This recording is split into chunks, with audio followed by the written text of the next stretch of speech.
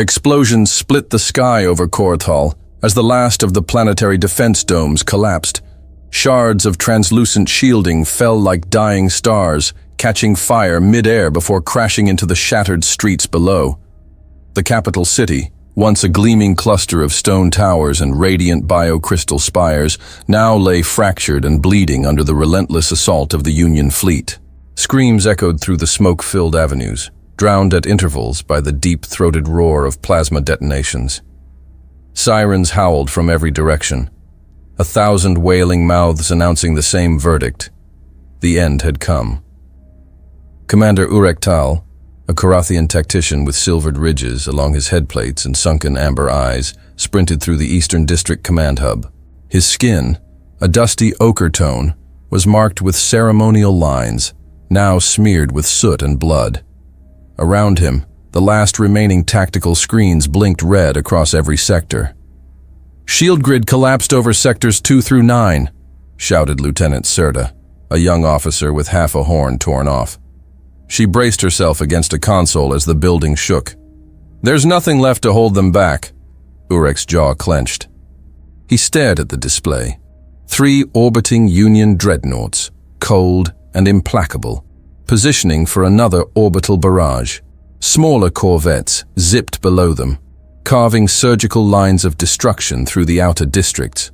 Fires bloomed across the city like grotesque flowers. "Evacuate the military council," Urek ordered. "All senior command to fallback point Omega-7. "Sir," Serta hesitated. "That area was lost an hour ago." Urek didn't answer. He knew. He just hadn't accepted it. A thunderous tremor tore through the structure. The northern wing of the command post caved in with a groan of metal and stone. The force of the collapse hurled both officers to the floor. Dust choked the air.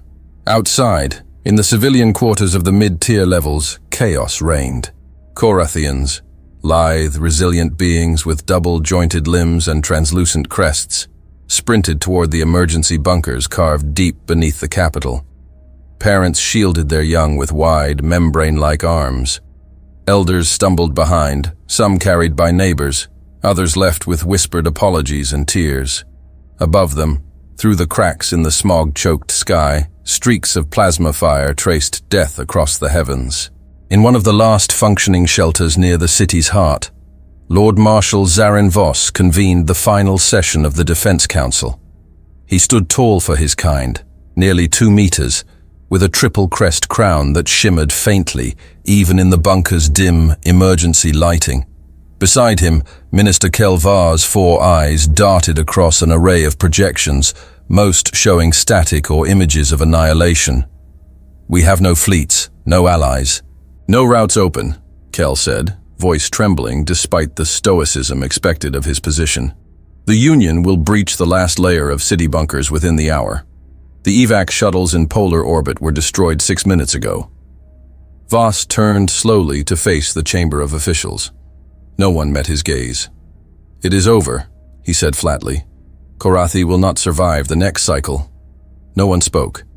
The silence wasn't of disagreement. It was the silence of acceptance, heavy and final. Then, from the back of the chamber, a voice rasped, "There is one option."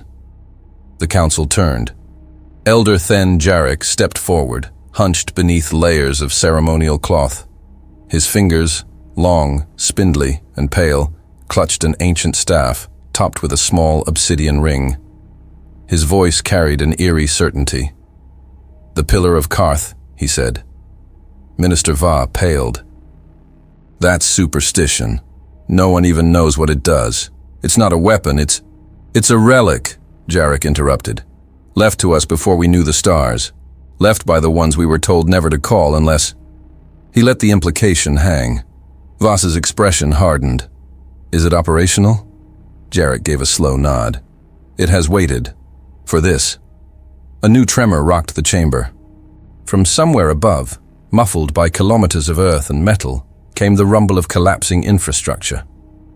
The capital was falling, and soon they would follow.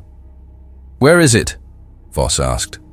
"Below the Temple of Stonefire, beneath the city's foundation." Voss didn't hesitate. "Take me there." Minutes later, escorted by elite guards in scorched armor, Voss, Jarek, and a handful of officials entered a maglev tube, descending deep into the ancient roots of the city. As they traveled, the sound of war faded, not because it ended, but because the earth swallowed it.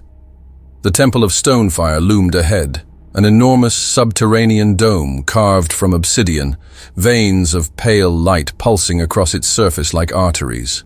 The air was thick with dust and silence. Jarek led them through a corridor lined with ancient reliefs.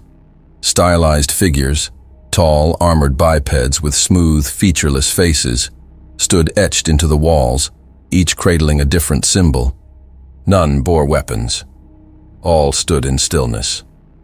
At the center of the temple, the Pillar of Karth waited. It stood 3 meters tall, formed of black alloy and wrapped in strange, dormant filaments. 3 concentric rings encircled it, unbroken. The surface was marked with glyphs no Korathian had ever decoded. Only one phrase had ever been translated, etched into the base in a forgotten dialect. "Do not use, unless freedom is dead." Jarek stepped forward, reverently. It must be done. Voss looked at the counselors who remained. Kelva closed his eyes.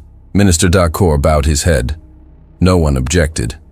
With slow, deliberate motions, Jarek placed one hand on each of the outer rings. A deep hum reverberated through the chamber, ancient, mechanical, and alive. One by one, the rings began to turn. The first shifted with a faint click. Light pulsed across the pillar. The second followed, slower. Dust cascaded from the ceiling as dormant circuits lit up along the walls. The final ring resisted, then snapped into place with a metallic finality that echoed like a verdict. The pillar came alive, not with fire, not with light, but with resonance. A low-frequency pulse surged outward. The walls thrummed, and a ripple of distortion spread through the air. Every being in the room staggered. The pulse moved beyond them, upward, outward, beyond the city, beyond the sky. It screamed into subspace. Far above the chaos, the Union fleet drifted in high orbit, unaware. Their systems detected an anomaly, a gravitational spike, a hyper-frequency surge, but dismissed it as interference. No alarm sounded. No evasive maneuvers were taken.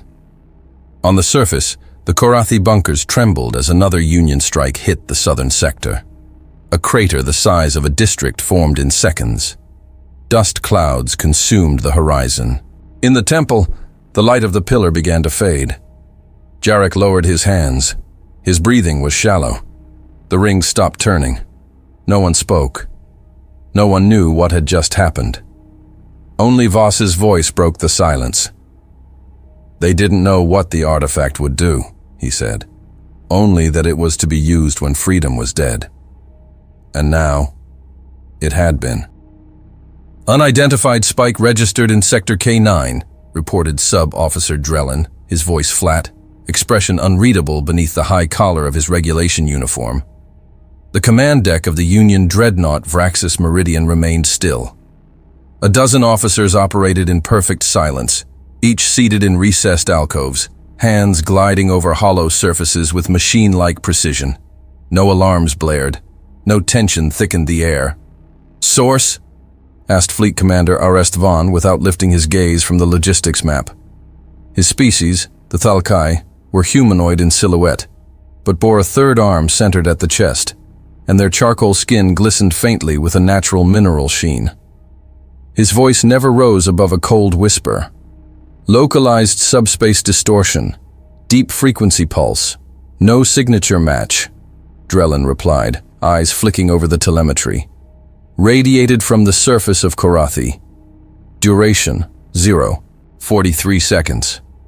At the helm, Systems Director Varric Trin exhaled slowly through his gill vents.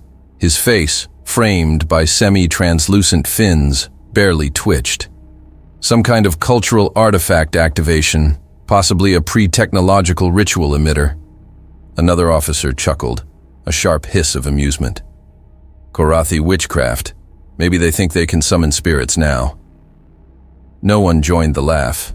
They didn't need to. The disdain was mutual and silent. "Log the anomaly," Vaughn said. "Submit to Sign for pattern analysis. Then proceed with Stage 4. He turned finally from the map, addressing the crew with a glance. "Koraathi resistance is dissolved. We complete planetary sterilization within 36 hours. "Yes, Commander," voices echoed. The view from the forward bay window displayed the broken world below. Vast scars of orbital fire traced the surface, entire city sectors reduced to molten craters. Plasma rail ships patrolled in triangular formations. Automated atmospheric sweepers followed behind, vaporizing the remnants. "Any reports of outside interference?" Vaughn asked. "Negative," Trin replied. "No FTL entries, no broadcasts. All neighboring systems under passive sweep." "Good," Vaughn said. "Then we finish this as planned." The command center returned to its soft hum of efficiency. Time passed. 35 hours later, without warning, the sensors at the edge of the system began to flicker. One node blinked, then two. Then all 12 along the outer scan perimeter collapsed into static. "Outer grid disruption," reported Drellin, his tone still composed, but with an undercurrent of uncertainty. "Gravitational turbulence confirmed," added Trin. "Localized to system fringe. It's not from any known mass. No asteroids, no comets, no FTL signatures, just displacement." "Display vector array," Vaughn ordered, rising slowly from his command chair. A holographic sphere unfolded above the central table. Dozens of markers flared in soft red. The displacements were staggered, not simultaneous. One by one, in perfect formation, they bled into reality. "They're appearing in sequence," Trin said. "Timed entries. That's impossible without nav sync." "Identify," Vaughn snapped. "Working on it." The deck lights dimmed slightly. "Sign." The synthetic war intelligence engine embedded in every capital Union vessel came online without command. Incoming anomalous signals. Scanning. The voice was calm, genderless, neutral, as always. But then, it stopped. The lights flickered. The holographic projection stuttered. "Is Sign malfunctioning?" Drellin asked, glancing sharply toward the system's core processor node. "That's a level 4 interface stall." No one responded. Even Trin looked frozen.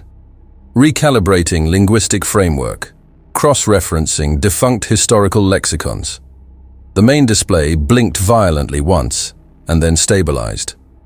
A new shape resolved on the tactical map. Not one ship, hundreds. Each of them completely black to sensors, with no standard transponder, no energy signature, no emissions at all. "I need hull profiles now," Vaughn demanded. "I want atmospheric spectrum, thermal readings, anything." "Nothing," Trin replied. "They're there, but not broadcasting, not reflecting. It's like they were designed not to exist," muttered Drellin. "Database match found." The lights flickered again. Archive access restricted. Emergency override engaged. The room held its breath. Species, human. Status, extinct. Perceived threat level, incalculable. Silence collapsed onto the command deck like a shroud. Vaughn stared at the final line on the hovering screen. The words didn't change. The display didn't scroll. Trin whispered, "But that's not possible. The humans vanished 4 millennia ago. They were myths." Status confirmed. Verification at 99, 97% confidence. Visual match, 14 known configurations. Registry records, expunged. Engagement protocols, redacted. "Are they attacking?" Drellin asked. "No," Trin answered slowly. "They're just watching." On the view feed, the black hulls moved into position in eerie synchronization. No engines fired, no thrusters ignited. They simply appeared, locking into a perfect orbital wall between Koraathi and the Union fleet. "What are they doing?" Vaughn asked. Nobody had an answer. The screen still displayed the last output from Sign. The final line glowed brighter than the rest. as if the system wanted no one to miss it. Species, human, status, extinct, perceived threat level, incalculable. Across the void between Korathi and the Union fleet, the human ships held their formation, motionless, silent, and symmetrical. They drifted like obsidian monoliths, unblinking in the starlight, each vessel built with lines that defied conventional engineering. No exhaust, no comms, no thermal bleed. They were simply there, and in perfect unity. Aboard the Union command carrier Vraxis Meridian, Commander Arest Vaughn stood motionless before the primary interface. The tactical display hadn't changed for 17 minutes.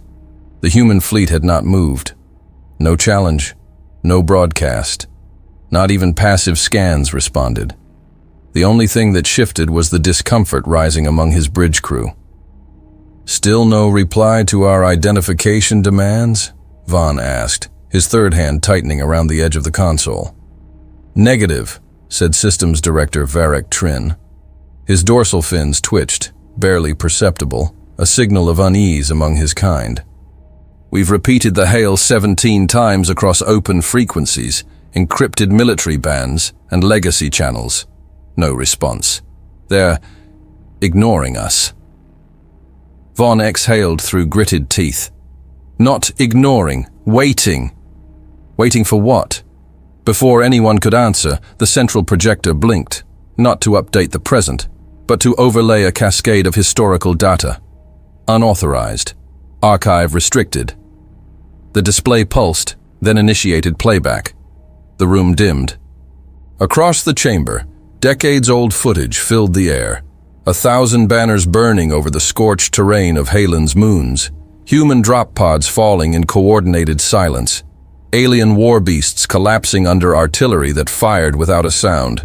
A fleet of metallic titans breaching the orbital ring over Drenshal Prime, a world that once held the second-largest navy in the quadrant. Human warships, outnumbered 4-1, executing flanking maneuvers with surgical precision, dismantling the fleet in 96 seconds, treaties dissolving in flame, council halls burning, holographic declarations shredded live before neutral observers. Then, the shift, a transition into silence. One by one, the human territories darkened. Communications ceased, stations vanished, entire cities disappeared without FTL traces, as if surgically removed from reality. Images followed of their last known fleet movements. They didn't retreat. They dissolved. Into nothing. Into void. As though the entire species had stepped sideways out of the galaxy. And then, a final image. A pillar. Identical to the one buried under Korathi's capital. Marked with the same phrase. Not translated this time. Simply shown in raw human script. Untouched. Uncensored. The playback ended. The display cleared. Silence reclaimed the bridge. It had been 5,000 years since the humans disappeared. Not destroyed, not defeated, but vanished by choice. "What was that?" asked Trin, his voice lower now. "That was a classified Tier 8 archive. Sign isn't authorized to unlock that." "I didn't order it," Vaughn said. No one had. In the void, the human ships still waited, still watching. Vaughn straightened, expression hardening. "Transmit again. Immediate demand for identification. Use diplomatic override." Trin keyed in the command. This time, a response came. 12 seconds later, not immediately, as if calculated. The voice wasn't robotic. It wasn't alien. It was human, calm, direct, and deliberate. Treaty 7 null, logged under the return protocol. Signal confirmed. Freedom compromised. Intervention in effect. Then, nothing. No elaboration. No threat. Vaughn stared at the console. Return protocol. Drellin, at the intel station, looked pale beneath his chitin-plated skin. It's myth, sir. A fallback clause buried in the pre-expansion archives. I thought it was discredited." "Well, it's active now," Vaughn said, eyes narrowing. "Get me field readings on their weapons. I want energy profiles, emitter classifications."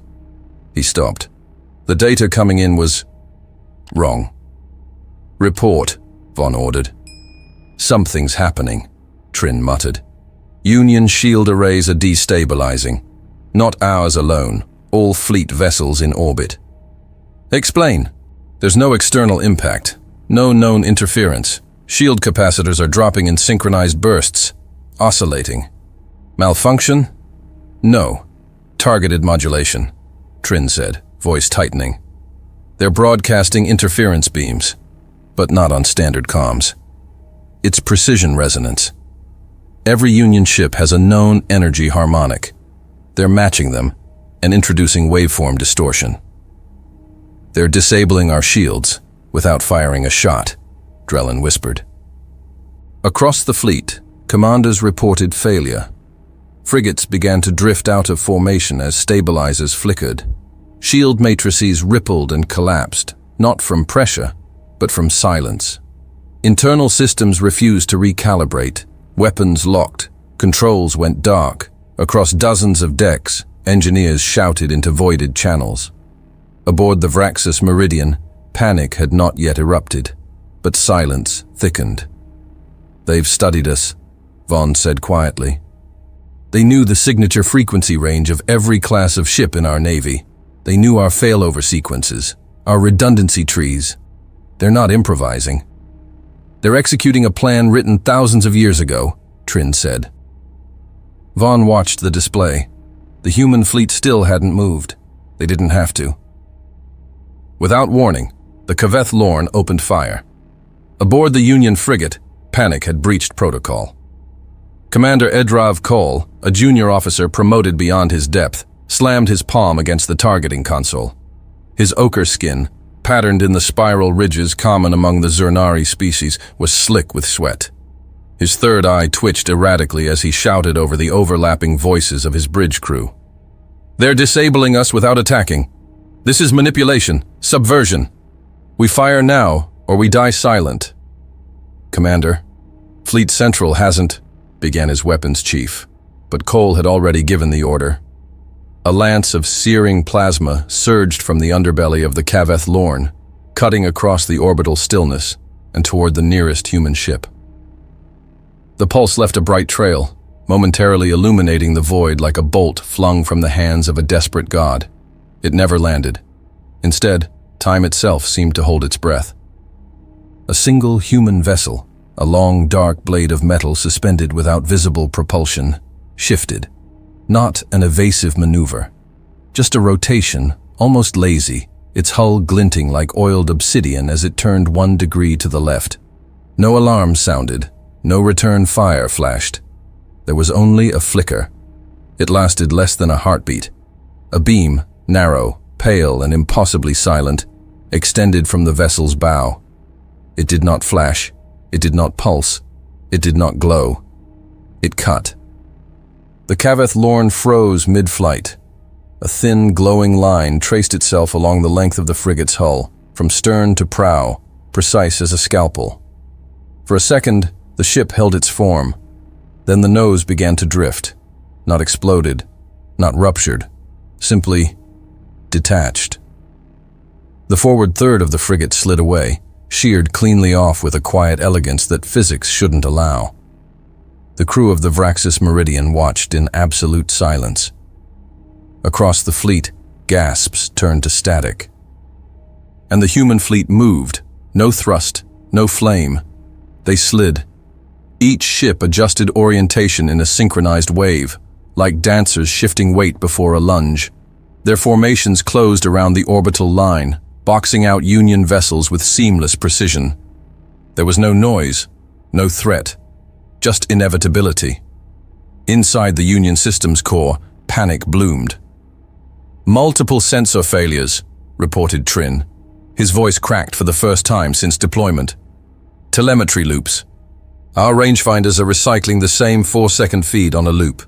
Communications across the Union Armada fractured into chaos. Voices overlapped in static. Reporting inertial drift. Primary targeting grid reset itself. Weapons refusing to lock. We don't see them anymore. Repeat. Visual contact lost. In his command chair, Arrest Vaughn remained still, jaw clenched, his third hand tapping against the railing in slow, mechanical rhythm. He watched as the Union ships drifted out of cohesion, scattered by a force that had yet to speak a word. He didn't need diagnostics to know they were losing. Beneath the chaos, something worse occurred. Weapons aboard the Sethor Prime, a Union heavy cruiser, auto-cycled without command. The barrels of its forward turrets began to overheat. "Abort firing! Power down the array!" shouted Captain Halvek Strauss, a Tenzari with split-jaw mandibles and glimmering orange exoskin. "No response," cried his engineer. "The weapon's AI has been spoofed. It's receiving false readiness pings." "Shut it down manually!" "We can't. The system's locked itself mid-cycle." Strauss turned just in time to see a flash of white race across the view screen. The human response didn't target the cruiser's hull. It targeted its central targeting node. A pinpoint strike, so narrow it could have passed through the eye of a needle, bored directly into the array. The ship remained whole, undamaged to the eye. But every display on the Sethor Prime blinked out. Then the gravity failed. Officers lifted from their chairs. Weapons floated from racks. The cruiser began to drift, engines still functional, but all directional input erased. Human drones emerged next, not piloted craft, but black, angular constructs the size of escape pods. They moved like insects, stuttering mid-air before darting toward the weakest vessels in the Union fleet. Each deployed not missiles, but packages, spheres of compressed signal code that burst on contact with Union comms arrays, flooding them with layered interference. The result? Silence.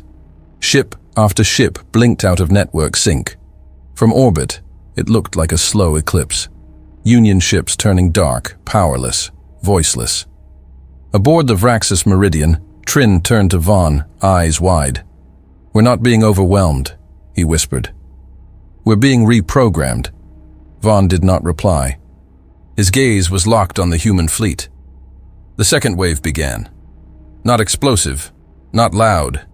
It was a sequence of surgical strikes. One by one, the Union's forward command vessels suffered targeted debilitation. Shield nodes melted. Turret joints collapsed. Hangar doors froze mid-open, locking squadrons inside. It was not brute force. It was removal. An erasure of functionality, precision applied. A language of destruction the Union had never learned, but which the humans spoke fluently. And through it all, the human ships did not speak. They did not declare intentions.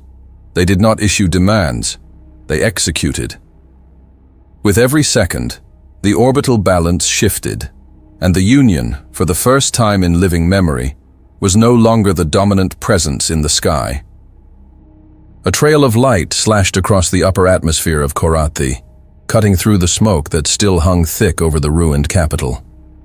Children scattered among the ruins lifted their eyes, squinting through ash-streaked skies. What they saw wasn't the harsh streak of Union bombardments they had learned to fear. This light moved differently, curved, measured, deliberate. It didn't fall. It danced. From beneath a collapsed dome, little Elric clutched his sister's hand and pointed toward the heavens. "Is that one of them?" he asked, his voice raspy from dust. Beside him, their grandmother, Yala Sen, ancient and frail, slowly raised her gaze.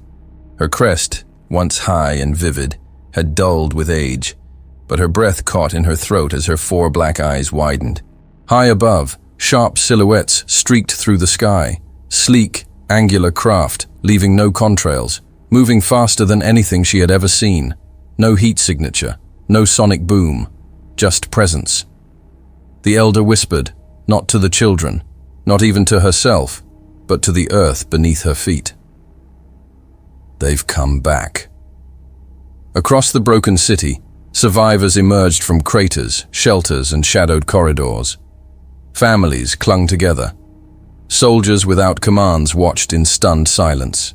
Fires still burned in the far quadrants, but the sky had changed. More streaks now, faster, lower. 30 meters above the ground, the first human interceptor broke cloud cover. A jet-black Predator with an asymmetric fuselage and sweeping wings that shifted in real time like living metal. It twisted mid-flight, banking hard, but no engine flared, no vent ignited. It simply moved, displacing the air with such precision that the sonic disturbance whispered rather than roared. Below, a collapsed residential block groaned. Support beams bent, ready to fall on a cluster of trapped civilians. The craft rotated mid-hover, deployed an invisible field, and the building froze.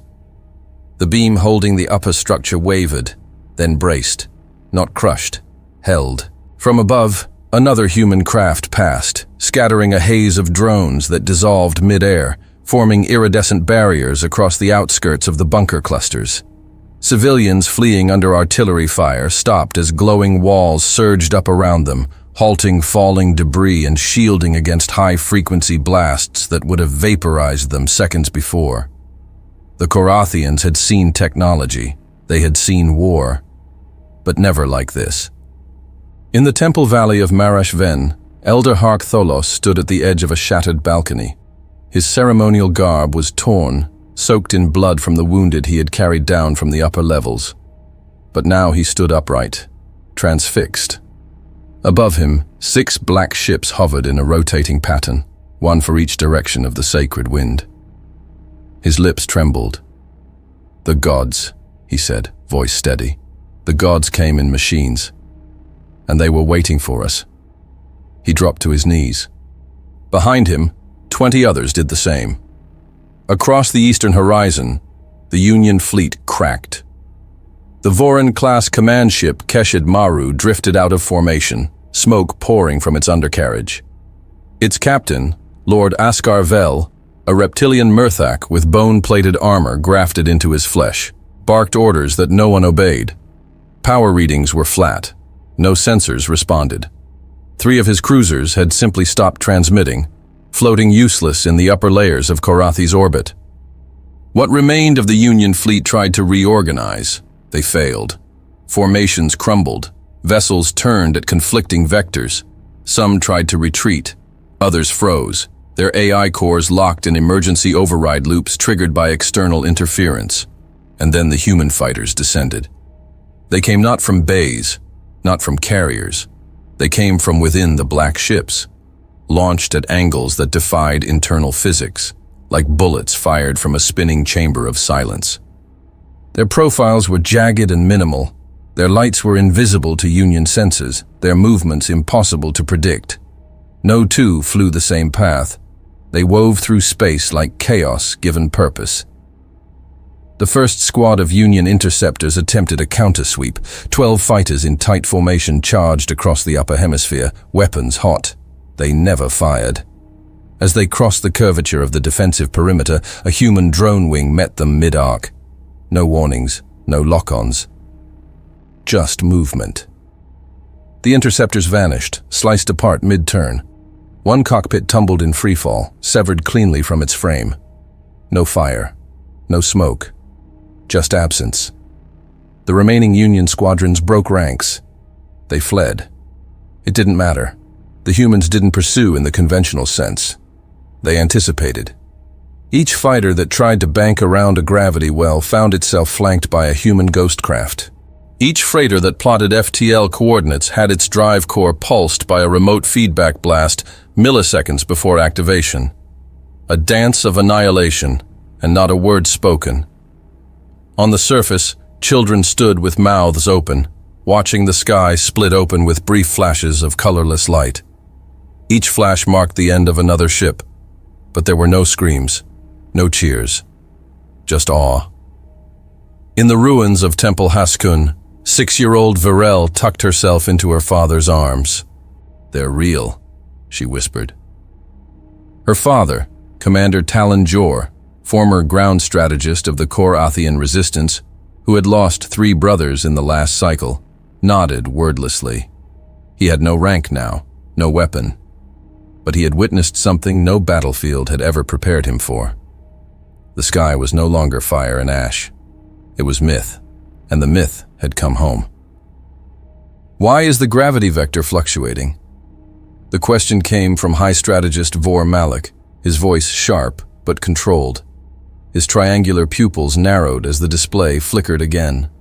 He stood at the center of the Union's orbital command station, Torval Prime, surrounded by 3 levels of officers, all working in perfect vertical silence. Or they had been, before the impossible started. "Localized distortion centered on Deck 12, replied Director Iren Sol, his cybernetic arms twitching as he scanned failing readouts. "Our artificial gravity is being redirected." "Redirected by what?" Malik asked.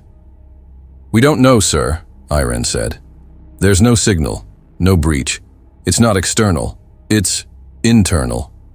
On the bridge's main viewframe, the Union fleet remained in chaos. The Korathi planet drifted below, now glowing with the defensive grid deployed by human vessels. A lattice of geometric light forming a hemisphere between them and the collapsing Union perimeter. But it wasn't the grid that terrified them. It was what it meant.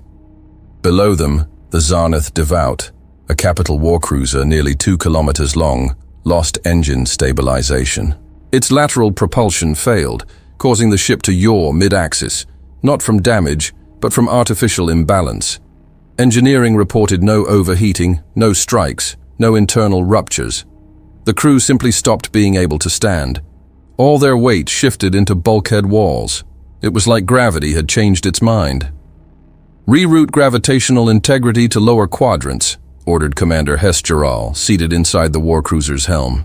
"Get that rotation under control." "Negative response," came the panicked reply. "Primary stabilizers are rejecting command input. Artificial mass fields are being overridden by something else." Across the battle theater, other Union ships followed. The Reverence Host, a dreadnought-class carrier, lost all maneuverability without a shot fired.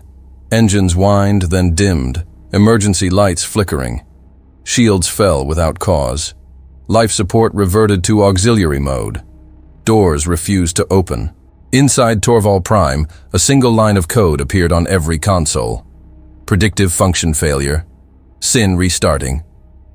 Malik blinked. "Is that from Sign?" "Yes, strategist," Iren confirmed. "The analyzer has crashed. It failed to parse the enemy's strategic framework." "Impossible," Malik said. "Sign's simulations are built on 30,000 years of tactical evolution." Iren didn't respond. His interface, once clean and calculated, now swirled with feedback loops and corrupted data trees. "Bring it back online," Malik growled. But the damage was done. When Sign returned, its interface was slower. The voice stuttered. "Enemy strategic framework unknown. Probability trees ineffective. System compromised. Disengaging autonomous predictions." No one in the chamber spoke. Across the sector, human vessels weaved silently through the void. They didn't pursue. They didn't shout. They unwound. Union defenses, shields, engines, communications, all collapsed without kinetic contact. The attacks came from systems no one could trace.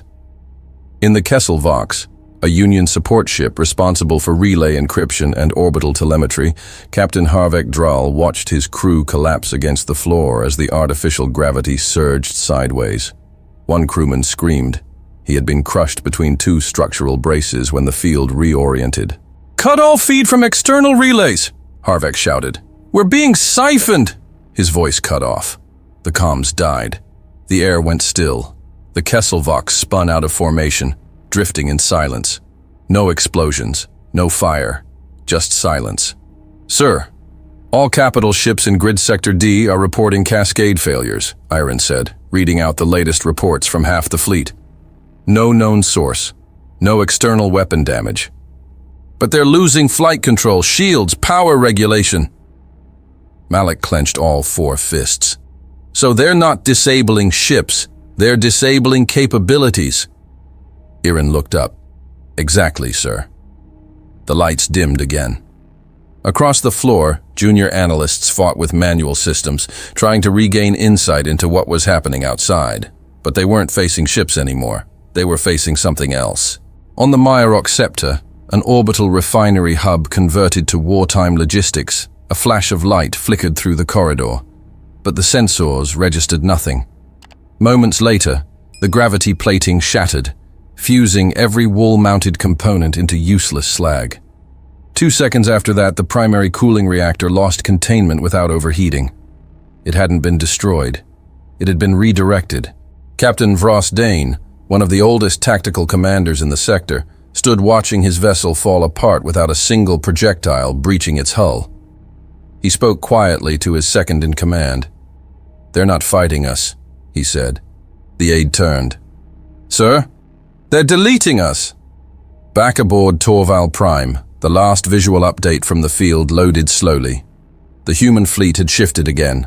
Not forward, not aggressive, just repositioned. Now they sat directly between Kor-Arthi and the remains of Union authority, not blocking, not threatening, just waiting. But everything the Union tried to do around them failed. Even Scene couldn't simulate responses anymore. Every attempt to map a predictive counter-strategy returned null. Strategist Malik watched as dozens of Union ships slowly turned to retreat, not under order, but under surrender. No declaration. Just the quiet understanding that they had lost something they never understood. "Strategist," Iron finally said, his voice dry. They knew our fleet configurations, our signal protocols, our redundancy charts. They anticipated system failure patterns. Malik said nothing. Iron finished softer. "They know more about us than we know about ourselves." Malik didn't disagree, because deep down, he knew it was true. The last shot was fired at precisely 04:23:17 Standard Galactic Time. Not a moment sooner, not a moment later. Then silence. It fell across the orbital field like a shroud. Sudden, complete, unyielding. The kind of silence that doesn't follow victory or loss, but completion. The Union fleet had crumbled into a scattered trail of broken hulls, drifting in the vacuum like ash from a dying fire. No alarms echoed, no commands issued. Just a void left behind by defeat. And above Kor-Arthi, the human fleet ceased movement in perfect synchrony. Hundreds of ships, black as deep space shadow, halted in a single breath. Every engine dimmed, every light extinguished, every weapon retreated into its housing. It was not the pause of exhaustion. It was the stillness of mission fulfillment. On the deck of the Vraxis Meridian, Commander Arest Von stood motionless, his voice caught in his throat.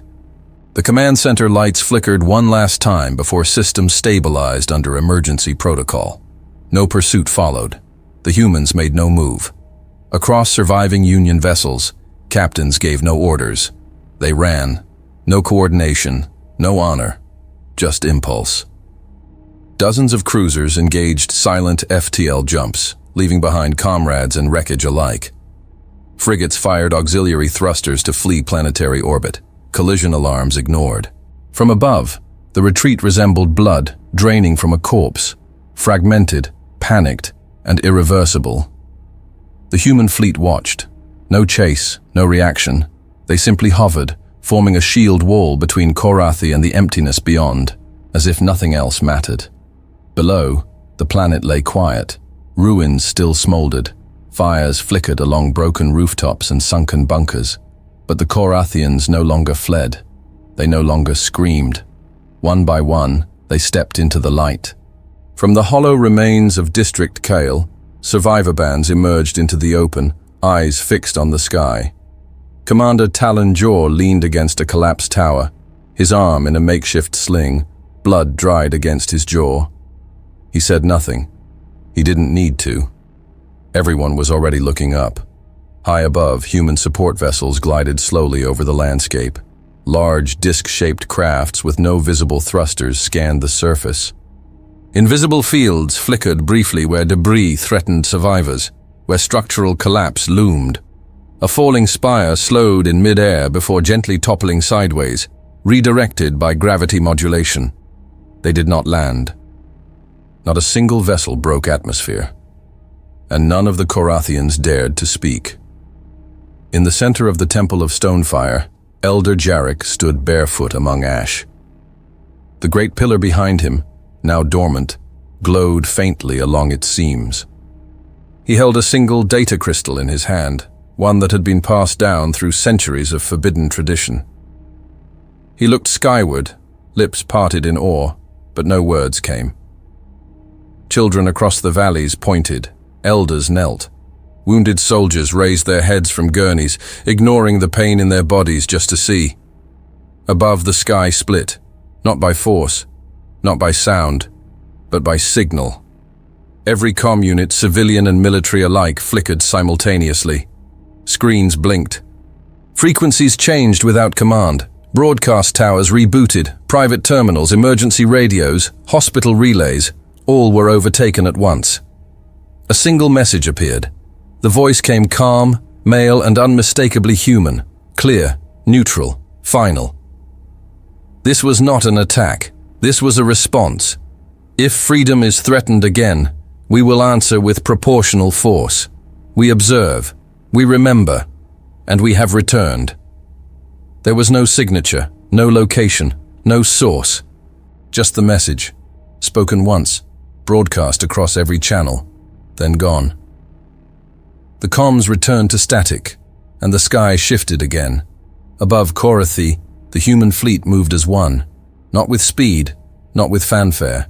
No lights blinked, no trails flared. The ships simply began to fade, swallowed not by visual cloaking, but by fold space rupture. One by one, vessels disappeared into pinpoints of nothing, blinking out like stars extinguished. No signal, no farewell, no residual trace, as if they had never been here at all. Within 60 seconds, the sky was empty. No trace, no trail, only the war-torn stars. On the battlefield below, no one moved, no one cheered. They just watched. And for the first time in 1,000 years of conflict, the survivors of a planet didn't claim victory. They bore witness. The legends had come, and now they were gone. Begin the recording. The voice of Grand Admiral Solon Harfax broke the silence like glass under pressure. Sharp, brittle, and entirely unconvincing in its strength. The command chamber at the heart of the Union Citadel on Varel Station was sealed tight, light dimmed to its lowest operational setting. The faces of those gathered around the circular table were lit only by the soft flicker of incomplete data streams and partial battle logs. 12 men sat in silence. No aides. No automated scribes, no press. Only ranking military officials and select political overseers of the highest clearance. A funerary silence weighed on the room, thick and airless. "Let the record show," Harfax continued, his hands flat on the table's surface. "This is an emergency session of the Union Strategic Council, convened under Protocol Black, 01. Subject, Contact Event K-117 Null. Designation, Human Response." He paused. No one spoke. Eyes turned to the floor, to the table, to the unreadable map pulsing at the chamber's center. "Vice Admiral Threx, you have the initial report." Threx's fingers twitched as he activated his segment of the console. His skin, deep blue with ridged scales down the sides of his jaw, glistened with stress sweat. His uniform, immaculate by habit, was slightly misaligned, a detail none would normally notice, but now stood out like a wound. "The fleet at Korathi suffered a 92% loss of functional units within the first 6 hours of human contact," he said, eyes fixed on the display. There were no official declarations of war, no negotiations, no recognized weapon signatures. Defensive systems failed across every class. AI response failed across all sign-structured protocols. He hesitated, throat dry. Correction, the sign intelligence grid collapsed. Predictive modeling was rendered inert. Tactical trees terminated themselves mid-execution. The analyzer attempted to replicate enemy behavior and entered an error recursion. The room was silent. Councillor Derham Voss shifted in his chair, his pale, slender fingers tapping once against the console. He was the senior political strategist of the Outer Ring Directive, tall and silver-eyed, a species evolved from glacial biomes, stoic by nature. Now he looked exhausted. "You're saying our entire tactical framework failed because it couldn't understand them?" Threx nodded once. "Yes. No traceable quantum emissions," added Rear Admiral Kel Arath. "No known energy patterns. They bypassed our weapon locks by disrupting our own recognition software. They destabilized our artificial gravity arrays without mass projection. They operated without signal bleed." "And their fleet?" Harfax asked. "What readings did we recover?" "None that makes sense," Threx replied. Hull structures showed impossible density. Sensor arrays reported that they weren't there, yet physically observed on visual spectrum. No heat, no propulsion, just presence. And when they moved, we didn't detect the movement. We only saw the result. "And then they left," murmured Counselor Voss. "Just like that." "They never arrived," Kel corrected. "They appeared. They never announced. They never attacked. They only responded." Harfax leaned back, knuckles white. "And what did they leave us with?" A long pause. Threx spoke again. "A single transmission, pre-recorded, untraceable, one voice." He tapped the console. The room fell into absolute stillness. "This was not an attack. This was a response. If freedom is threatened again, we will answer with proportional force. We observe, we remember, and we have returned." No one moved. Counselor Voss exhaled, long and slow. "Where are they now?" Silence. Kel looked to the central map. "We don't know." "Did they leave traces, trails, fold ruptures?" "No," Kel said. "They vanished. No energy discharge, no fold signature, nothing." "Then they're gone?" No one answered. "Gentlemen," said Counselor Jareth Drall, the oldest of them, seated in the shadows. His voice, normally bombastic and theatrical, was barely above a whisper now. His orange skin was mottled with age, his 4 fingers adorned with ceremonial rings from a dozen military campaigns. "What if they didn't come back for war?" "What are you suggesting?" Harfax asked. Drall leaned forward. "What if they came back to watch?" The air changed. Threx stiffened. "Watch what?" "Us," Drall replied. "All of us. Our decisions, our actions, our alliances, our dominance." "You're suggesting surveillance?" "I'm suggesting judgment," Kel snorted once, dry. "That's conjecture." "Is it?" Voss interjected. "We haven't seen humans in 4,000 years. Every record we had of them ended in ambiguity. Not destruction, not exile. Disappearance. By choice. What if they always intended to return under this condition?" "And that condition was met," Harfax said, voice cold. "The suppression of minor species, the stripping of autonomy, forced compliance under Union stability treaties." They said it clearly. "If freedom is threatened again." He looked around the room. "And we were the ones who threatened it." The lights flickered once. A low beep sounded from the central console. One of the analysts at the far end of the room, silent until now, slowly raised his head. His name was Arlen Vec, assigned to cartographic intelligence and diplomatic overlay. Human-looking, save for the faint vertical ridges along his temples and a second iris layer that shimmered faintly under dim light. "I think you need to see this," he said, his voice almost cracking. The others turned. The holographic galactic map expanded slowly, markers rising like cold embers. Dozens of red pulses blinked across the outer rim. Then more appeared deeper, inside secured Union space. Systems classified as low risk. Colonies under active assimilation protocols. Disputed sectors under active diplomatic enforcement. Each now marked with a new designation. Unrecognized. Source, external. Status, under observation. Councillor Draal stood. What is this? Vec shook his head. It didn't come from Union Command. I didn't input it. It appeared. Overwrote our own map overlays. Harfax took a step forward, eyes locked on the screen. Who is watching them? No one answered. Councillor Voss spoke quietly. Maybe they already are. A pause. Then Vec added almost in a whisper, and next time, they'll arrive faster. Hey, you're still here. That's awesome. Hope you had a great time with the story. Remember to hit the like and subscribe buttons. It really makes a huge difference to the channel. And hey, I've got something else for you. I've chosen another story that I think you'll really enjoy. Just click the card right here, or hit this one to jump into the full playlist. See you in the next one.